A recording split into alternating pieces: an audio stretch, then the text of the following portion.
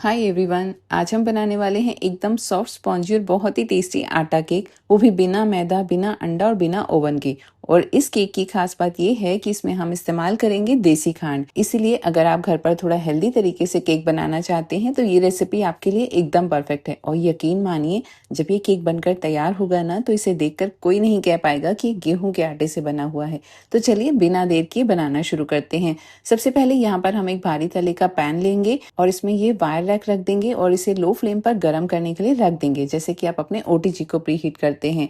आप चाहें तो अपने ओटीजी को भी 170 डिग्री पर प्री हीट के लिए लगा सकते हैं। और अगर आपके पास ऐसा वायर रैक ना हो तो आप इसकी जगह पर एक कोई प्लेट रख सकते हैं या कटोरी रख सकते हैं, या फिर नीचे बेस में थोड़ा सा नमक डाल दीजिए। मेन हमारा मोटो ये रहता है कि जो हम इसमें केक टिन रखें वो डायरेक्ट बेस से टच नहीं होना चाहिए। अब केक का बैटर तैयार करते हैं। इसके लिए मैंने यहाँ पर एक मिक्सिंग बोल लिया है। इसमें हम डालेंगे 1/4 कप रूम टेम्परेचर का दही, और जो दही है वो ज्यादा खट्टा नहीं होना चाहिए।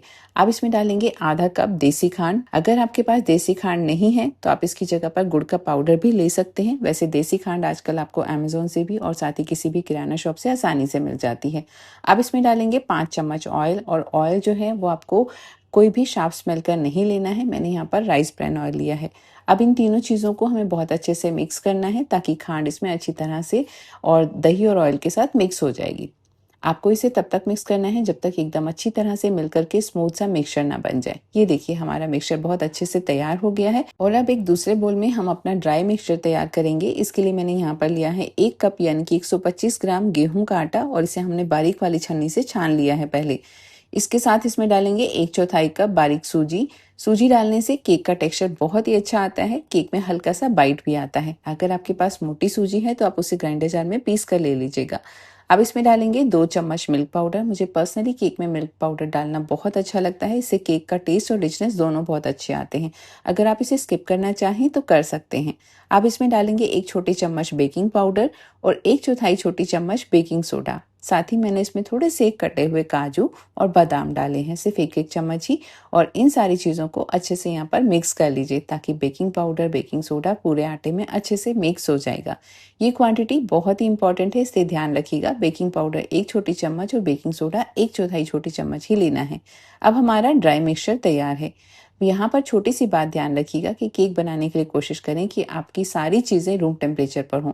इससे बैटर और केक का टेक्सचर बहुत ही अच्छा आता है।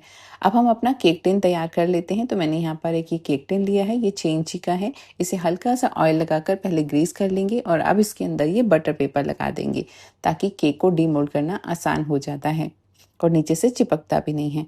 अब वापस चलते हैं अपने लिक्विड मिक्सचर की तरफ। इसमें मैं डाल रही हूँ 1/4 छोटी चम्मच पाइनएप्पल एसेंस। मुझे पर्सनली ये अच्छा लगता है इसलिए मैंने ये डाला है। अगर आप चाहें तो इसमें वनीला फ्लेवर डाल सकते हैं या फिर आप इलायची पाउडर भी डाल सकते हैं, ये बिल्कुल आपकी चॉइस है। अब इसमें डालेंगे आधा कप दूध और इसे अच्छे से मिक्स कर लेंगे। ध्यान रखिएगा दूध भी आपका रूम टेम्परेचर पर ही होना चाहिए। और अब इसमें हम डालेंगे पूरा ड्राई मिक्सचर और इसे धीरे धीरे एक ही डायरेक्शन में आपको मिक्स करना है। इसे ज़्यादा ओवर मिक्स भी मत करिएगा, बस इतना करिए कि सारी चीज़ें अच्छे से कंबाइन हो जाएं। देख सकते हैं बैटर थोड़ा गाढ़ा है, तो मैंने यहाँ पर 1/4 कप दूध और लिया है और इसमें थोड़ा थोड़ा डालेंगे। बैटर की कंसिस्टेंसी को एडजस्ट करेंगे।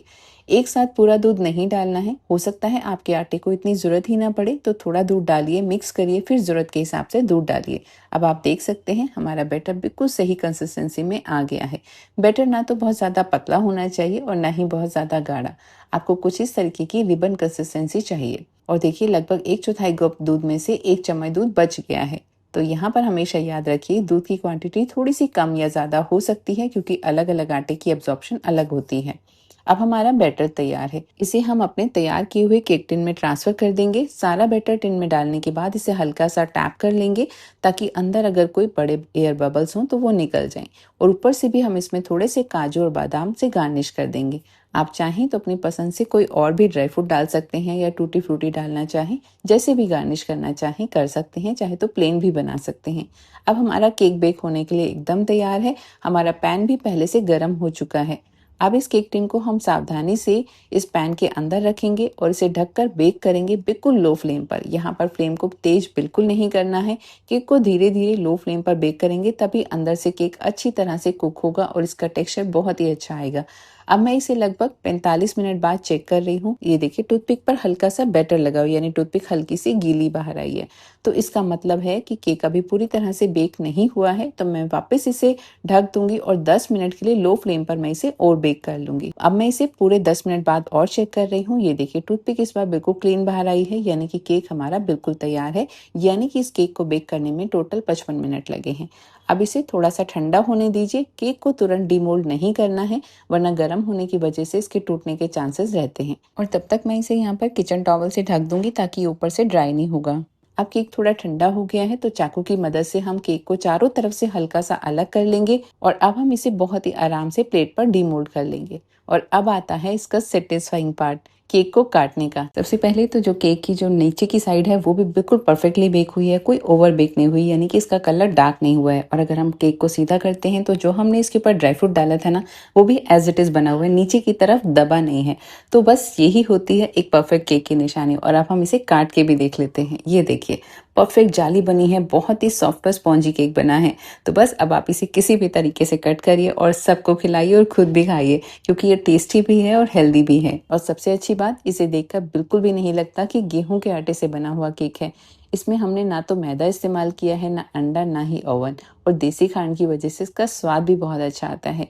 अगर आप घर पर बिना ओवन के, बिना मैदा और बिना अंडा के केक बनाना चाहते हैं तो इस रेसिपी को एक बार ज़रूर ट्राई कीजिएगा। हेल्दी भी है, टेस्टी भी है। और अगर आपको हमारी ये रेसिपी पसंद आई हो तो वीडियो को लाइक ज़रूर कीजिएगा और दोस्तों और परिवार के साथ शेयर कीजिएगा। और अगर आप मेरे चैनल पर नए हैं तो सब्सक्राइब करना बिल्कुल मत भूलिएगा।